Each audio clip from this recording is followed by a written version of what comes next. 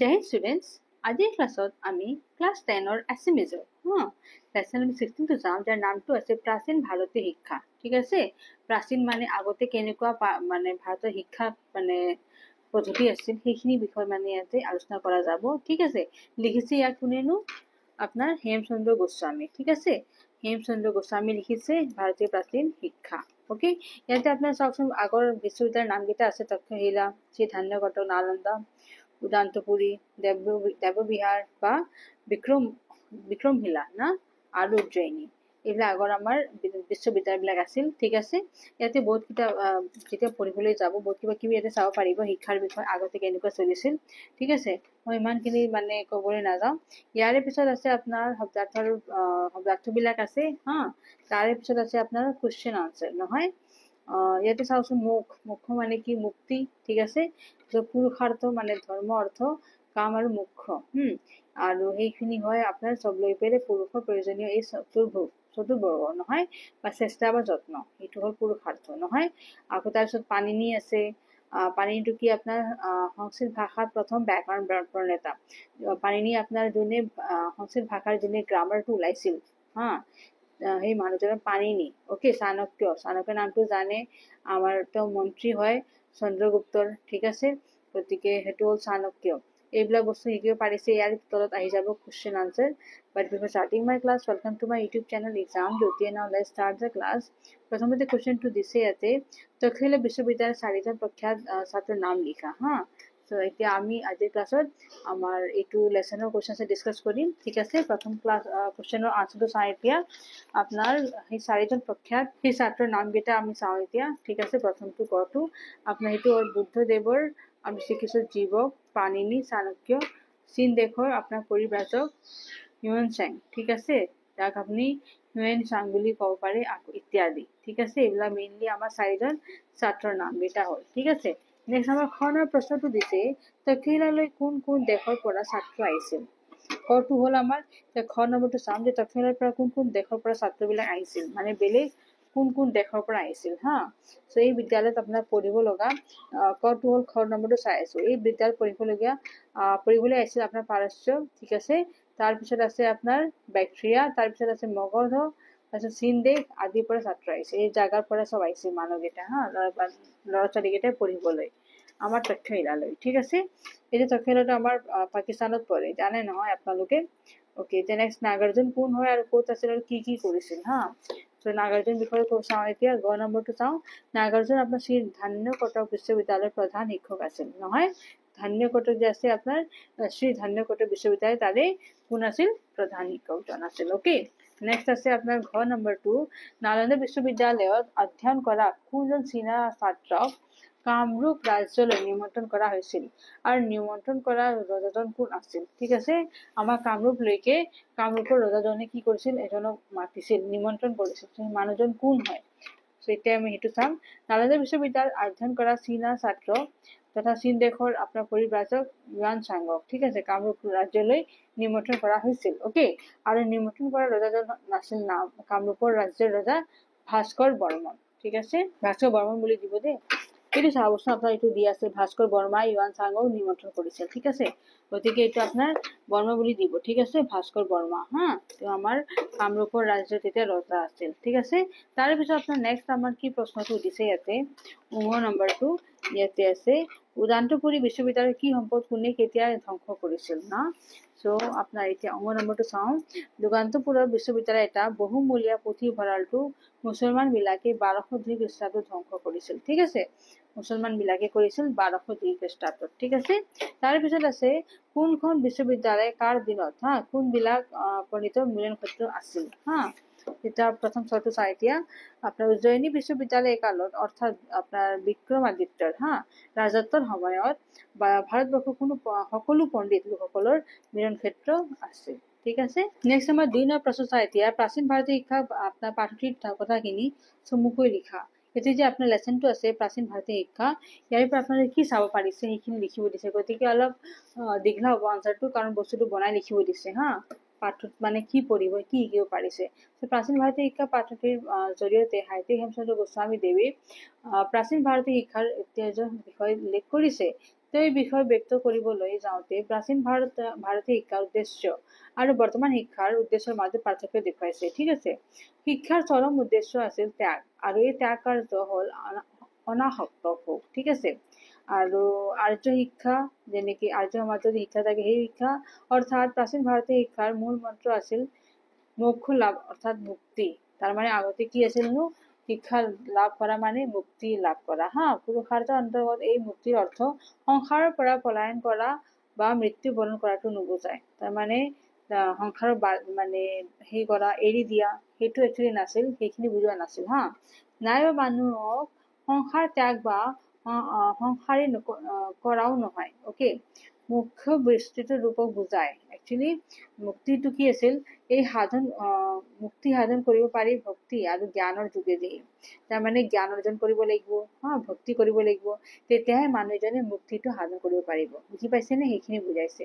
আৰু এইখিনিতে আমাৰ মনত প্ৰশ্ন উদয় হয় যে পুৰুষাৰ্থটো কি বস্তু। পুৰুষাৰ্থ বুলিলে মানুহে সচেতনভাৱে যাক তেওঁৰ কামে বস্তু ৰূপে গ্ৰহণ কৰাটোকে বুজোৱা হয়। ঠিক আছে, লেখকৰ মতে প্ৰাচীন ভাৰতবৰ্ষৰ আপোনাৰ 6খন বিশ্ববিদ্যালয় গঢ়ি উঠিছিল। মানে আগতে কিমানটা আছিল, 6টা আছিল। 6খন বিশ্ববিদ্যালয় আছিল, আৰু সেইবিলাক আছিল কোনটো, তক্ষশিলা, শ্ৰীধান্যকটক, নালন্দা, উদান্তপুৰী, দেৱবিহাৰ আৰু বিক্ৰমশিলা আৰু উজ্জয়িনী। ঠিক আছে, 6টা আছিল আগৰে মানে বিশ্ববিদ্যালয়। ঠিক আছে, আৰু বিশ্ববিদ্যালয়সমূহৰ অধীনত আন বহুতো বিদ্যালয় বা গুৰুকুল নাইবা বিহাৰ আছে।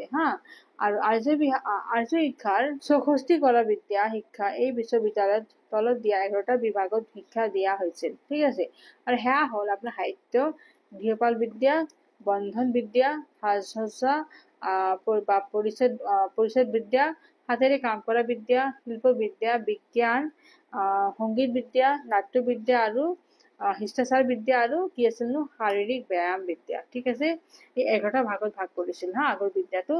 আৰু খ্ৰীষ্টপূৰ্ব 1 শতিকালৈকে বৰ্তি থকা তক্ষশিলাৰ বিশ্ববিদ্যালয় ভাস্কৰ বিদ্যা, চিত্ৰাংকন, মূৰ্তি কটা আৰু আন হাতেৰে কৰা বিদ্যা শিক্ষা দিয়া গৈছিল। আৰু এই বিশ্ববিদ্যালয়ত পঢ়িবলৈ পশ্চিমৰ পৰা পাৰস্য আপোনাৰ তাৰপিছত কি আছিল বেকটীয়া আৰু মগধ দেশৰ পৰাও ছাত্ৰকেইটা আহিছিল, আৰু পিছলৈ চীন দেশৰ পৰাও বহুত ছাত্ৰ আহি ইয়াত পঢ়িছিল। আৰু এই বিশ্ববিদ্যালয়সমূহত নাগাৰ্জুন, আপোনাৰ শিলভদ্ৰ আদি বৰেণ্য গুৰুৱে শিক্ষাদান কৰিছিল। ঠিক আছে, সিহঁতে টিচাৰ্ছৰ ৰূপত আছিল। ঠিক আছে, আৰু সিহঁতে শিক্ষাদান কৰিছিল নহয়। এইটো দীঘলা হ'ব, মই আগতে কৈছিলো নহয়। আচ্ছা, ফাৰ্ষ্ট পেজটো ছেকেণ্ড পেজতো এইখিনিও আছে ছেম আনচাৰত। নেক্সট কি আছে, বুদ্ধদেৱৰ চিকিৎসক বিখ্যাত সংস্কৃত ব্যাকৰণ। এইটো ব্যাকৰণ হ'ব। ঠিক আছে, সংস্কৃত ব্যাকৰণ পাণিনি, হিউয়েন-চাং। ঠিক আছে, এইটো হিউয়েন-চাং আৰু চাণক্য আদি এই বিশ্ববিদ্যালয়ৰ ছাত্ৰ আছিল। ঠিক আছে, এইকেইটা কি আছিল, ছাত্ৰ আছিল তাৰে। আৰু হিন্দু বৌদ্ধ দুয়োবিধ শিক্ষা দিয়া শ্ৰীধান্যকটক আৰু বিশ্ববিদ্যালয়ৰ খ্ৰীষ্টপূৰ্ব 1 শতিকালৈকে বৰ্তি আছিল, মানে তেওঁ শিকাইছিল। খ্ৰীষ্টপূৰ্ব 1 শতিকাৰ পৰা 8 খ্ৰীষ্টাব্দলৈকে বৰ্তি থকা নালন্দা বিশ্ববিদ্যালয়ৰ ভিতৰে 10,000 ছাত্ৰ আছিল। কিমান আছিলনো, 10,000। অ'কে, আৰু ইয়াত বেদ, অংকশাস্ত্ৰ, ব্যাকৰণ, তৰ্কশাস্ত্ৰ, চিকিৎসা শাস্ত্ৰ, দৰ্শন শাস্ত্ৰ আৰু আধ্যাত্মিক বিজ্ঞানৰ শিক্ষা দিয়া হৈছিল। মানে এতিয়া চব ফিল্ডৰে মানে শিক্ষা আপুনি ইয়াতে গ্ৰহণ কৰিব পাৰিছিল। ঠিক আছে, আৰু ইয়াৰ শিক্ষাগাৰটো 100টা কোঠালীৰ 100টা শ্ৰেণী বহিব পাৰিছিল। বুজি পাইছেনে? আৰু এই বিশ্ববিদ্যালয়ত আপোনাৰ নতুনধি নামকৰণৰ পৰা 9-তলীয়া এটা বৃহৎ পুথিভঁৰালো আছিল নহয়। খ্ৰীষ্টীয় 8ম শতাব্দীত বিশেষ খ্যাতি লাভ কৰা উদান্তপুৰৰ বিশ্ববিদ্যালয়তো এই বহুমূলীয়া পুথিভঁৰাল আছিল। আৰু বিক্ৰমশিলা বা দেৱবিহাৰ বিশ্ববিদ্যালয়ৰ অধীনত 6টা উচ্চ বিদ্যালয় আৰু 108 জন অধ্যাপক আছিল নহয়। আৰু 108টা কি আছিল, টিচাৰ্ছ আছিল। আৰু ছাত্ৰ থাকিবৰ নিমিত্তে বিদ্যালয়ৰ গাতে লগা 4খন সত্ৰ অৰ্থাৎ ছাত্ৰাবাস আছিল। ছাত্ৰাবাস মানে য'ত হোষ্টেল বুলি কয়, সেনেকুৱা ল'ৰা ছোৱালীবিলাক তাতে থকাৰ সুবিধাও দিছিল। ছাত্ৰবিলাকে বিনা খৰচে খাবলৈ আৰু থাকিবলৈ পাইছিল। সিহঁতে একো খৰচো লগা নাছিল না খোৱাৰ কাৰণে না থকাৰ কাৰণে। উজ্জয়িনী বিশ্ববিদ্যালয়ত বিশেষকৈ জ্যোতিষশাস্ত্ৰ শিক্ষা দিয়া হৈছিল। তাৰমানে জ্যোতিষশাস্ত্ৰটো বেছিকে চলিছিল তাতে। অ'কে, উজ্জয়িনীত আৰু এই বিশ্ববিদ্যালয়ত আপোনাৰ বিক্ৰমাদিত্যৰ ৰাজত্ব সময়ত ভাৰতবৰ্ষৰ সকলো পণ্ডিত লোকসকলৰ মিলন ক্ষেত্ৰ আছিল আৰু যেতিয়া চব মিলিছিল হা। লেখকে আক্ষেপ কৰি কৈছিল যে আগৰ কালৰ ছাত্ৰবিলাকে শিক্ষা লাভ কৰি হা নানা বিষয়ত, এইটো বেলেগ বেলেগ হ'ব, নানা বিষয়ত যেনেকৈ সিদ্ধি লাভ কৰি নতুন নতুন তত্ত্ব আৰু সত্য আৱিষ্কাৰ কৰিছিল, কিন্তু বৰ্তমান নাই হা। আছে যদিও তেনে কম, মানে বৰ্তমান এনেকুৱা কিন্তু নাপায় বস্তুটো হা। আৰু লেখকে অনুভৱ কৰিছে যে আগৰ দিনৰ শিক্ষাৰ উদ্দেশ্য আছিল মানুহৰ সৎ বৃত্তিবোৰক অসৎ বৃত্তিবোৰক তুলি বা দলিয়াই পেলাই তেওঁক জীৱন যুদ্ধৰ নিমিত্তে ভালকৈ সাজু কৰা। আনহাতে আজিকালি শিক্ষাৰ উদ্দেশ্য হ'ল চাকৰি কৰা। আজিকালিতো উদ্দেশ্য এটা হৈছে যে পঢ়া আৰু চাকৰিটো লোৱা, হয়নে নহয়? আগৰ নিচিনা মানে যে জ্ঞানটো অৰ্জন কৰিব লাগে সেইখিনি বস্তু নোহোৱা হৈ গৈছে, হয়নে? এতিয়া আমাৰ 2 নম্বৰটো হ'ল না, পাঠৰ যে পৰিচয় দিব দিছিল সেইখিনি হ'ল আমাৰ হা। নেক্সট আমাৰ থাকিব 3 নম্বৰটো। ইয়াতে কি কৈছে, এইটোতো হ'ল আমাৰ হা 2 নম্বৰটো। 3 নম্বৰটো আছে কিনো, প্ৰাচীন ভাৰতৰ বিশ্ববিদ্যালয়ৰ সমূহ পৰিচয় দিয়া। তাৰে বিশ্ববিদ্যালয়ৰ কথা সুধিছে হা, যেনেকে তক্ষশিলা আছিল না, নালন্দা আছিল, তাৰে বিষয়ে সমূহ পৰিচয় দিব দিছে। প্ৰথমতে আমি প্ৰাচীন কালৰ ভাৰতবৰ্ষৰ কেইটামান বিখ্যাত শিক্ষা কেন্দ্ৰ আৰু তথা বিশ্ববিদ্যালয়ৰ বিষয়ে অলপ আলোচনা কৰা হ'ল হা। প্ৰথমতে আছে তক্ষশিলা, ঠিক আছে। 1 নম্বৰটো কি আছে, তক্ষশিলা। বৰ্তমান পাকিস্তানৰ, মই অলপ আগতে কৈছিলো এইখিনি কথা, তক্ষশিলাটো এতিয়া মানে বৰ্তমান পাকিস্তানত পৰে, সেইটো কিন্তু আগতে ভাৰতত আছিল বস্তুটো হা। বৰ্তমান পাকিস্তানৰ আপোনাৰ ৰাৱলপিণ্ডিৰ পৰা 20 কিলোমিটাৰ লগত তক্ষশিলাৰ প্ৰাচীন শিক্ষাৰ এক উল্লেখযোগ্য শিক্ষা কেন্দ্ৰ আছিল হা। তক্ষশিলা গান্ধাৰ সকলৰ ৰাজধানী আছিল। গান্ধাৰ ৰাজে আছিল তাৰে ৰাজধানী আছিল, ঠিক আছে। যদিও এই শিক্ষা কেন্দ্ৰৰ বিষয়ে অধিক জানিব পৰা নাযায়, তথাপিও অনুমান কৰিব পাৰি যে খ্ৰীষ্টপূৰ্ব 7ম শতিকাৰ পৰা 1 শতিকালৈকে কেই শিক্ষাৰ প্ৰাণ কেন্দ্ৰ হিচাপে বিখ্যাত আছিল হা। এইটো আপোনাৰ বেলেগ বেলেগকে হ'ব, শতিকালৈকে, ঠিক আছে, শতিকালৈকে শিক্ষাৰ প্ৰাণ কেন্দ্ৰ হিচাপে বিখ্যাত আছিল। উত্তৰ ভাৰতৰ বিভিন্ন ঠাইৰ লগতে উচ্চ শিক্ষাৰ বাবে পশ্চিমৰ পাৰস্য, পেকটীয়া আৰু মগধৰ দেশৰ পৰাও ছাত্ৰ আহি পঢ়িছিল, ঠিক আছে। যেতিয়াই হিন্দু বিশ্ববিদ্যালয় গুচি বৌদ্ধ বিশ্ববিদ্যালয় হ'ল, তেতিয়া চীন দেশৰ পৰাও বহু ছাত্ৰ আহি পঢ়িছিল আৰু সেই বিশ্ববিদ্যালয়ৰ তলত কেইবাখনো আপোনাৰ চতুষ্পাঠী আছিল, ঠিক আছে। আৰু তাত 18 বিধ শিক্ষা দিয়া হৈছিল, ঠিক আছে। বুজি পাইছে এইখিনি আপোনালোকে নহয়? আপোনাৰ বিশ্ববিদ্যালয় বহুত কেইজনমান ল'ৰা ছোৱালী চীনৰ পৰাও আহিছিল আৰু 18 বিধ আপোনাৰ শিক্ষা দিয়া গৈছিল। আৰু তাত আপোনাৰ কি হৈছিল, ভাস্কৰ বিদ্যা, চিত্ৰাংকন, মূৰ্তি কটা আৰু আন হাতেৰে কৰা বিদ্যা শিক্ষাৰ লগতে 3 বেদ ব্যাকৰণ, দৰ্শন আৰু অষ্টাদশ শিল্পৰ মুখ্য বিষয় হিচাপে গণ্য কৰা হৈছিল, ঠিক আছে। তক্ষশিলাৰ পাঠ্যক্ৰম সম্বন্ধে পোৱা বৰ্ণনাৰ পৰা তলৰ বিষয়বোৰ পাঠ্যক্ৰমৰ স্থান পোৱা বুলি ক'ব পাৰি। যেনে আপোনাৰ 3 বেদ, বেদান্ত, ব্যাকৰণ, আয়ুৰ্বেদ, ঠিক আছে। আয়ুৰ্বেদটো আপুনি এনেকৈও দিব পাৰে, আয়ুৰ্বেদ, ঠিক আছে। আৰু অষ্টাদশ কলা বা শিৱ আৰু সৈনিক শিক্ষা তাৰপিছত কৃষি শিক্ষা, জ্যোতিৰ্বিজ্ঞান, বাণিজ্য, সৰ্পবিদ্যা আৰু আইন শিক্ষা, এইবিলাক শিক্ষা আমাৰ তেতিয়া দিয়া গৈছিল, ঠিক আছে। নেক্সট আছে আমাৰ 6 নম্বৰটো নালন্দা বিশ্ববিদ্যালয়। এতিয়া নালন্দাৰ বিষয়ে চাম। এতিয়া অতীত ভাৰতৰ শিক্ষা ব্যৱস্থাত নালন্দা বিশ্ববিদ্যালয়ৰ ভূমিকা বিশেষভাৱে গমন কৰিব লগা আছে, ঠিক আছে, বিশেষভাৱে মন কৰিব লগা আছে। আৰু সেইটো কিনো, নালন্দা নামৰ ঠাইখন বৰ্তমান বিহাৰৰ ৰাজধানী পাটনা চহৰৰ 40 মাইল পশ্চিমে ৰাঁচী পথৰ ওচৰত অৱস্থিত হয়, ঠিক আছে। মানে জাগাটোৰ অৱস্থিত মানে ক'ত হয় এইখিনি জাগা দি দিছে। আপোনাৰ ৰাজগৃহৰ পৰা এঠাই 7 মাইল উত্তৰে হয় নালন্দা বিশ্ববিদ্যালয় বৌদ্ধ ভিক্ষুসকলৰ দ্বাৰা স্থাপন কৰা হৈছিল বুলি জনা যায় বা কোৱা হয়। আৰু এই সময়ত গুপ্ত বংশৰ হিন্দু ৰাজাসকলে নালন্দা বিশ্ববিদ্যালয়ৰ পোষকতা কৰিছিল, ঠিক আছে। এই বিষয়ে চীনা পৰিব্ৰাজক হিউয়েন চাঙৰ টোকাত বৰ্ণনা পোৱা যায়, ঠিক আছে। আৰু ফৈয়া নামৰ চীনা পৰিব্ৰাজকজনৰ 630 খ্ৰীষ্টাব্দত ভাৰতলৈ আহিছিল। ঠিক আছে, তেওঁ তেতিয়া আহিছিল আৰু ফাহিয়ানে নালন্দা বিশ্ববিদ্যালয়ৰ গুৰুত্ব খুব বেছি নাছিল নহয় বুলি উল্লেখ কৰিছিল। ঠিক আছে, কিন্তু সপ্তম শতাব্দীত যেতিয়া হিউৱেন চাং নালন্দালৈ আহে তেতিয়া নালন্দাৰ আপোনাৰ যশস্যা সকলো পিনে বিয়পি পৰিছিল বুলি উল্লেখ পোৱা যায়। তাৰমানে চব জেগাতে নালন্দাৰ মানে কথা চলি আছিল হা। অতীত ভাৰতবৰ্ষৰ নালন্দা বিশ্ববিদ্যালয়ৰ বিশেষত্ব অপৰিসীম আছিল। ঠিক আছে, অপৰিসীম আছিল। আৰু এই বিদ্যালয় খ্ৰীষ্টপূৰ্ব ১ শতিকাৰ পৰা ৮ খ্ৰীষ্টাব্দলৈকে ভৰ্তি আছিল নহয়। এই সময়ছোৱাৰ ভিতৰত নানা ধৰণৰ দেশী বিদেশী ছাত্ৰই শিক্ষা লাভ কৰিবলৈ সক্ষম হৈছিল।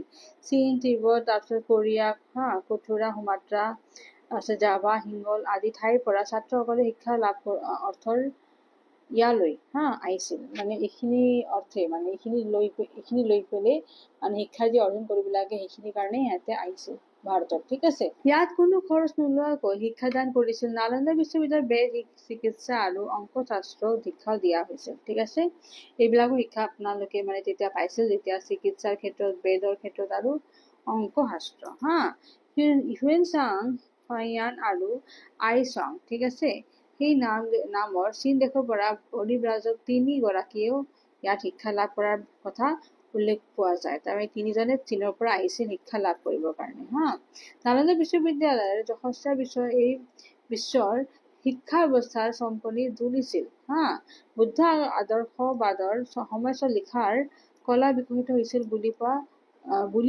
সেনেকুৱা চোৱা যায়। ঠিক আছে, আৰু চীনা পৰিব্ৰাজক হিউৱেন চাঙৰ টোকাত কেইগৰাকীমান বিখ্যাত পণ্ডিতৰ নাম উল্লেখ আছে।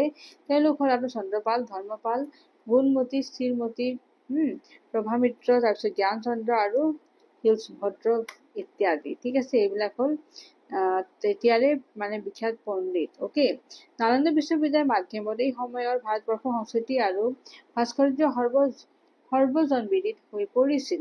নালন্দা বিশ্ববিদ্যালয়ত নাম ভৰ্তি কৰিব পৰাটো সহজ কাম নাছিল। তাৰমানে সহজতে কোনো নাম ভৰ্তি কৰিব নোৱাৰে। ঠিক আছে, বিশ্ববিদ্যালয় প্ৰৱেশৰ বাবে লোৱা পৰীক্ষা বৰ টান আছিল আৰু বহুতো ছাত্ৰ হিচাপে নাম ভৰ্তি কৰিব নোৱাৰি ঘূৰি যাবলগীয়া হৈছিল।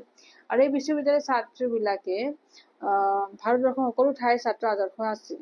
আৰু ৭০০ বছৰৰ ভিতৰত, ঠিক আছে, ৭০০ বছৰৰ ভিতৰত এজন ছাত্ৰৰো অত্যাচাৰ কৰা কথাটো উল্লেখ কৰা নাই। ঠিক আছে, দেশ বিদেশৰ পৰা ছাত্ৰ আহি নালন্দা ভৰি দিছিল মানে পঢ়িছিল, কিন্তু তাৰ শিক্ষাৰ আদৰ্শ ইমান ওখ আছিল যে কম ছাত্ৰই তাত প্ৰৱেশ কৰিব পাৰিছিল তাৰমানে চবেই তাতে পৰীক্ষাটো পাছ কৰিব পৰা নাছিল প্ৰৱেশ পৰীক্ষা যাক কয়, মেক্সিমাম কেইটা ফেইল কৰিছিল আৰু বহুত কম জনে পাছ কৰিছিল।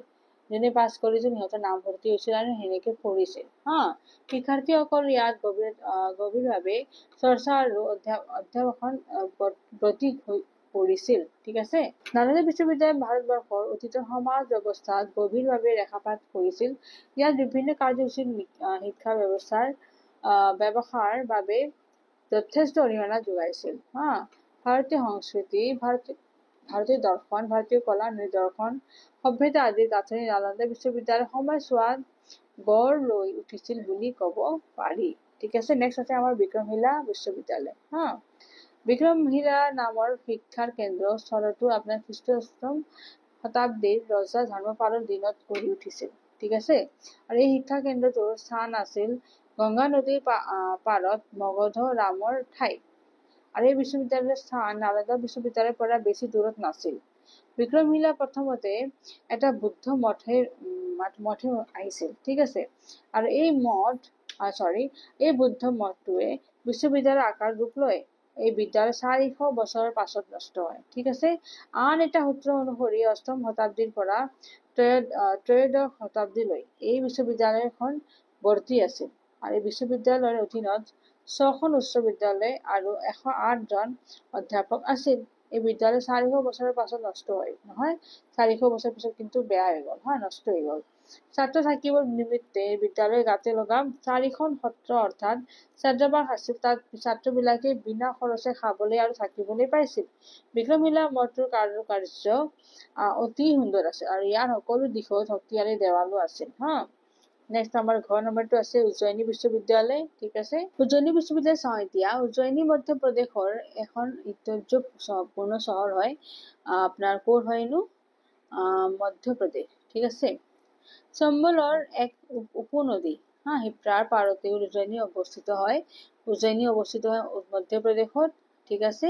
আৰু নদীটো কি নাম আছে, চম্বলৰ এক উপনদী আছে শিপ্ৰাৰ, ঠিক আছে।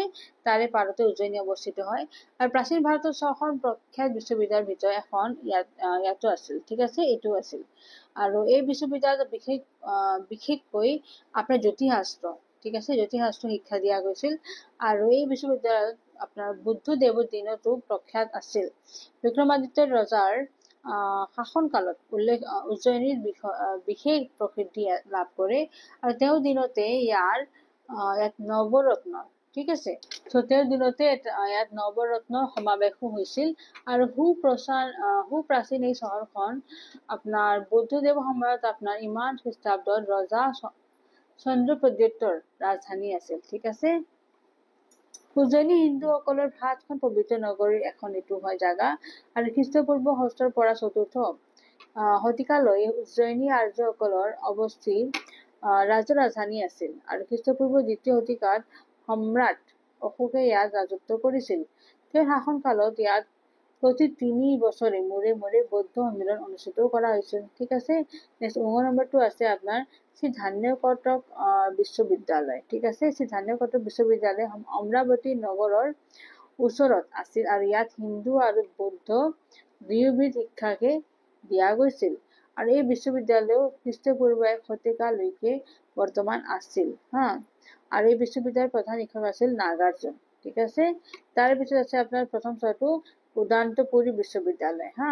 খ্ৰীষ্টীয় 8ম শতাব্দীৰ বিশেষ খ্যাতি লাভ কৰা উদান্তপুৰৰ বিশ্ববিদ্যালয় প্ৰাচীন ভাৰতৰ এখন উল্লেখযোগ্য শিক্ষানুষ্ঠান হয়। আৰু পাল বংশৰ ৰজাসকলে ক্ষমতা লাভ কৰাৰ আগতেই এই বিশ্ববিদ্যালয় স্থাপন কৰিছিল, ঠিক আছে। ইয়াত প্ৰায় 1000 বৌদ্ধ ভিক্ষুৱে শিক্ষা লাভ কৰিছিল। আৰু পাল বংশৰ ৰজাসকলে ইয়াৰ উন্নতিৰ বাবে যথেষ্ট গুৰুত্ব দিছিল, ঠিক আছে। প্ৰভাকৰ নামৰ এজন পণ্ডিতৰ বাবে এই বিশ্ববিদ্যালয় এটা সময়ত বিখ্যাত হৈ পৰিছিল। কাৰ কাৰণে? প্ৰভাকৰ নামৰ কাৰণে, এই পণ্ডিতৰ কাৰণে। ইয়াত ব্ৰাহ্মণ আৰু বৌদ্ধ সাহিত্য সংগ্ৰহ কৰা এটা আন্তৰ্জাতিক সাৰসম্পন্ন পুথিভঁৰালো আছিল। আৰু ইয়াত ৰাজনীতি, তৰ্কশাস্ত্ৰ, আপোনাৰ দৰ্শন, তন্ত্ৰ আৰু তন্ত্ৰ আদি বিষয়ৰ উপৰি বৌদ্ধ ধৰ্মগ্ৰন্থসমূহ অধ্যয়ন কৰা হৈছিল, ঠিক আছে। এই বিশ্ববিদ্যালয়ৰ বহুমূৰীয়া পুথিভঁৰালটো মুছলমানবিলাকৰ 1202 খ্ৰীষ্টাব্দত নষ্ট কৰিছিল, ঠিক আছে। নেক্সট আমাৰ 4 নম্বৰ প্ৰশ্নটো আছে যে আৰ্য শিক্ষাৰ কলাবিদ্যা কিমানটি আৰু প্ৰাচীন ভাৰতৰ বিশ্ববিদ্যালয়ৰ আৰ্য শিক্ষাৰ কলাবিদ্যা কোন কোন বিভাগত দিয়াৰ ব্যৱস্থা আছিল, অ'কে। তেতিয়া আমি আনসাৰ 4টো চাওঁ যে আৰ্য শিক্ষাৰ কলাবিদ্যাটো কিমান আছিল নো 64টা, মানে 64, অ'কে। আৰু প্ৰাচীন ভাৰতৰ বিশ্ববিদ্যালয়ত আপোনাৰ সাহিত্য, ঠিক আছে, গৃহপাল বিদ্যা, ৰন্ধন বিদ্যা, মানে কেনেকে ৰন্ধা বঢ়া কৰা হয়, সাজ সজ্জা, তাৰপিছত আৰু পৰিচয় বিদ্যা, তাৰপিছত আছে হাতেৰে কাম কৰা বিদ্যা, হাতেৰে চিলাই মেচিন এইবিলাক কাম কৰা, শিল্প বিদ্যা, বিজ্ঞান, সংগীত বিদ্যা, নাট্য বিদ্যা, তাৰপিছত আপোনাৰ কি আছেনো শিষ্টাচাৰ বিদ্যা, মানে মোৰল বস্তু, শাৰীৰিক ব্যায়াম, যোগা চৌগা, এই 11টা বিভাগৰ শিক্ষা বিদ্যাটো ব্যৱস্থা কৰা হৈছিল, ঠিক আছে। নেক্সট আমাৰ এতিয়া 5 নম্বৰটো চাম। 5 নম্বৰটো কি আছে, আজিকালিৰ শিক্ষাৰ লগত প্ৰাচীন কালৰ, ঠিক আছে। এতিয়া 2, 3 আৰু 4টো হ'ল। এতিয়া 5 নম্বৰটো চাম। আজিৰ কালিৰ শিক্ষাৰ লগত প্ৰাচীন কালৰ ভিতৰত শিক্ষাৰ মূল পাৰ্থক্যৰ কথা বহলাই আলোচনা কৰা, ঠিক আছে। এই 5 নম্বৰটো চাওঁ এতিয়া। ইয়াৰ উত্তৰটো চাওঁ 5 নম্বৰ, ঠিক আছে। প্ৰাচীন ভাৰতীয় শিক্ষা যোনটো আমাৰ লেচনৰ নামটো আছে, সেই পাঠটোৰ জৰিয়তে সাহিত্যিক হেমচন্দ্ৰ গোস্বামী দেৱে ভাৰতীয় শিক্ষাৰ ঐতিহ্যৰ বিষয়ে ব্যক্ত কৰিবলৈ যাওঁতে প্ৰাচীন ভাৰতীয় শিক্ষাৰ উদ্দেশ্য আৰু বৰ্তমান শিক্ষাৰ উদ্দেশ্যৰ মাজত পাৰ্থক্য দেখুৱাইছে। প্ৰাচীন ভাৰতীয় শিক্ষাৰ চৰম উদ্দেশ্য আছিল ত্যাগ, আৰু এই ত্যাগ কাৰ্য হ'ল আপোনাৰ অনাসক্তৰ ভোগ। প্ৰাচীন ভাৰতীয় শিক্ষাৰ মূল মন্ত্ৰ আছিল মোক্ষ লাভ কৰা, অৰ্থাৎ মানে মুক্তি পোৱা। লেখকে অনুভৱ কৰিছিল যে আগৰ দিনত শিক্ষাৰ উদ্দেশ্য আছিল মানুহৰ আপোনাৰ সৎ বৃত্তিবোৰক ফুলাই তুলি অসৎ বৃত্তিবোৰক তুলি বা দলিয়াই পেলাই তেওঁক জীৱন যুদ্ধৰ নিমিত্তে ভালকৈ সাজু কৰা। আনহাতে আজিকালি শিক্ষাৰ উদ্দেশ্য হ'ল মাত্ৰ চাকৰি পোৱা, হয়নে? চাকৰি কৰা। প্ৰাচীন কালত ছাত্ৰবিলাকে শিক্ষা লাভ কৰি নানা বিষয়ত যেনেকৈ সিদ্ধি লাভ কৰি নতুন নতুন তত্ত্ব আৰু সত্য আৱিষ্কাৰ কৰিছে, আৰু কিন্তু বৰ্তমান সেনেকুৱা নাই।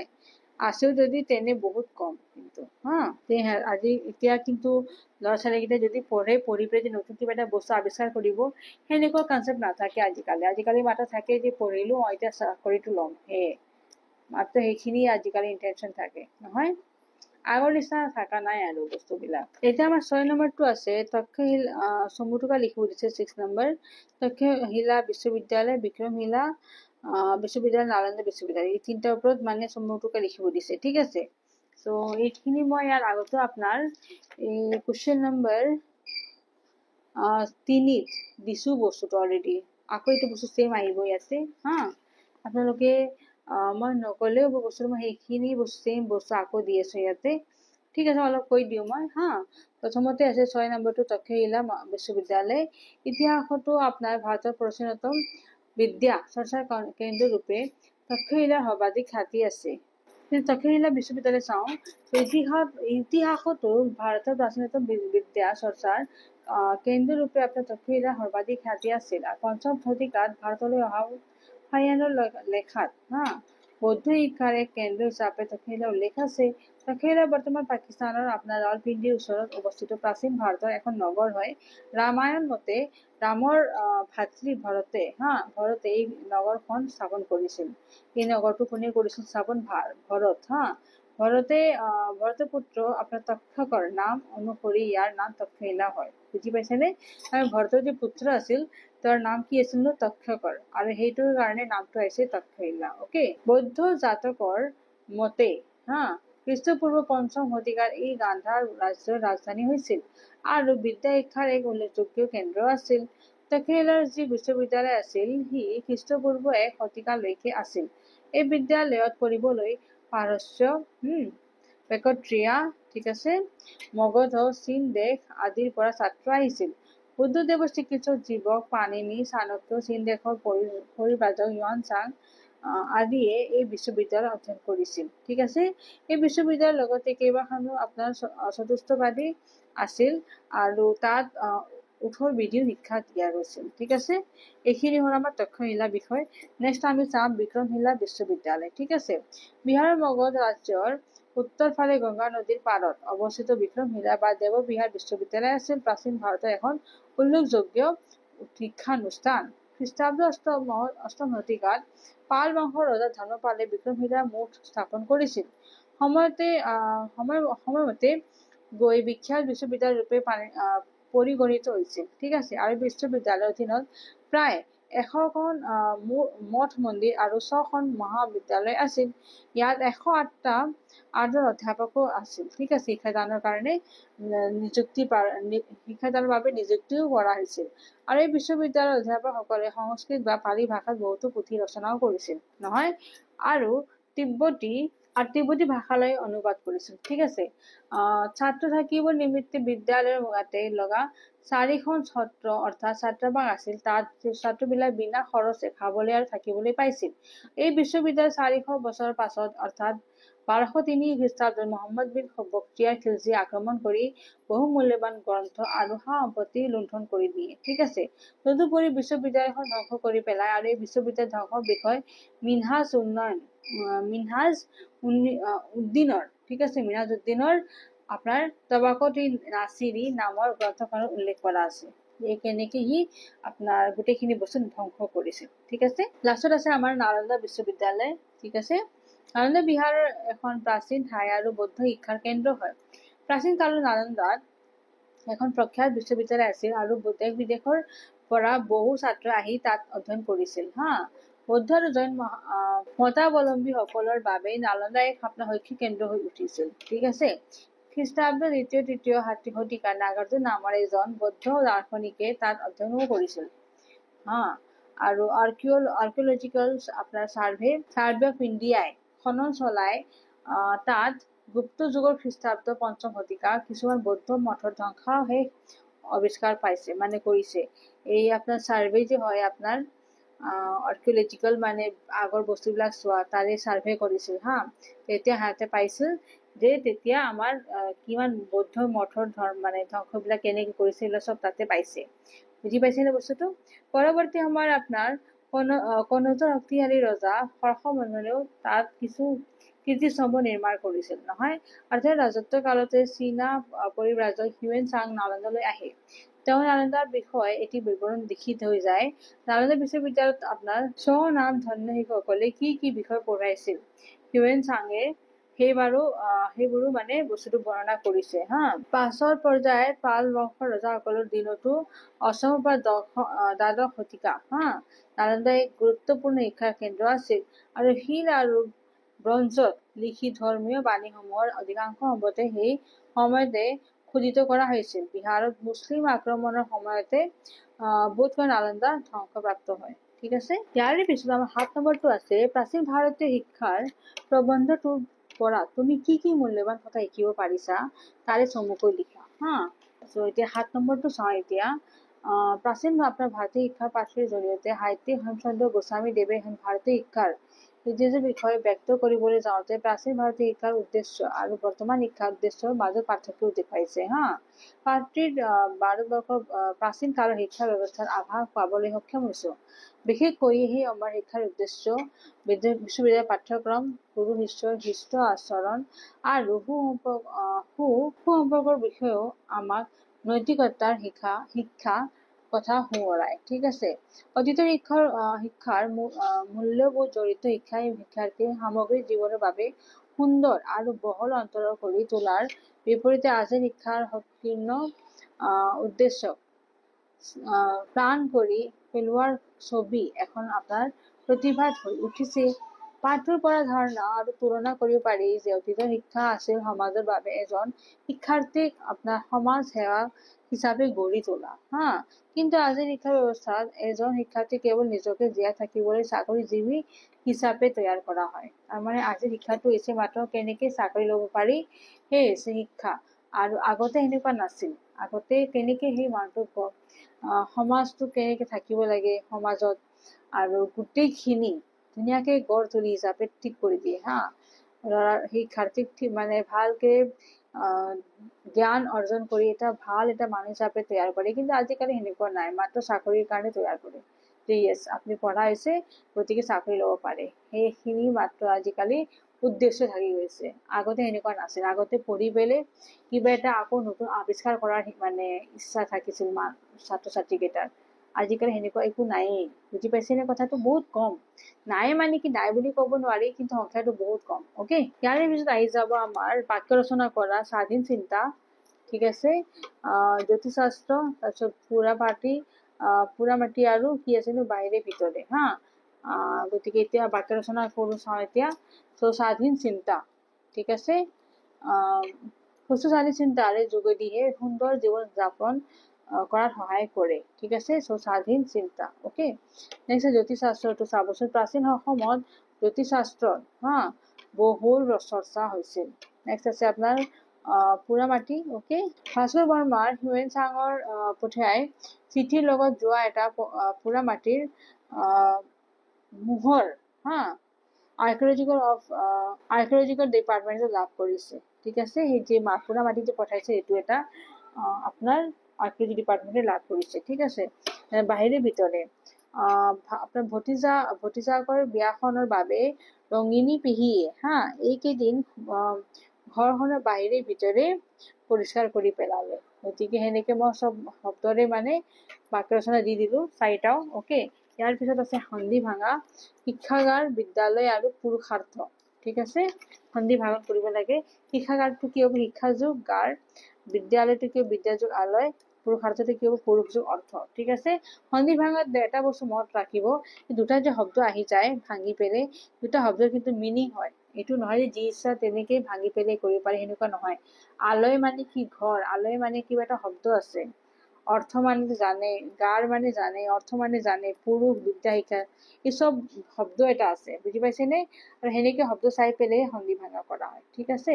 গতিকে এইটো মোৰ ভিডিঅ' লাষ্ট কুৱেশ্যন আছিল, ইয়াতে মোৰ আজিৰ ক্লাছৰ ভিডিঅ'টো ফিনিছ কৰিলোঁ, ঠিক আছে। গোটেইখিনি ভিডিঅ'ত মানে গোটেইখিনি ক্লাছতে মই আজি গোটেইখিনি কুৱেশ্যনে মই মানে কভাৰ কৰিছোঁ এটাই ক্লাছতে হা। গতিকে মোৰ যদি পঢ়াটো ভাল পাইছে নহয়, প্লিজ প্ৰেছ কৰিব লাইক বাটন, অ'কে। আৰু যদি ছাবস্ক্ৰাইব কৰা নাই এক্সাম জ্যোতিটো, প্লিজ ছাবস্ক্ৰাইব কৰিব এক্সাম জ্যোতি চেনেল, অ'কে। আৰু যিমান হ'ব পাৰে শ্বেয়াৰ কৰিব ভিডিঅ'ছকেইটা নিজৰ ফ্ৰেণ্ডছৰ লগত, ঠিক আছে। ইয়াতে অসমীয়াৰ লগত মই বেলেগ ছাবজেক্টৰো কুৱেশ্যন আনচাৰ দিছোঁ, আপোনালোকে যাই চাব পাৰে, হোম পেজত যাই পেলাই চাব, ঠিক আছে। থেংকছ ফৰ ৱাচিং, জয় হিন্দ।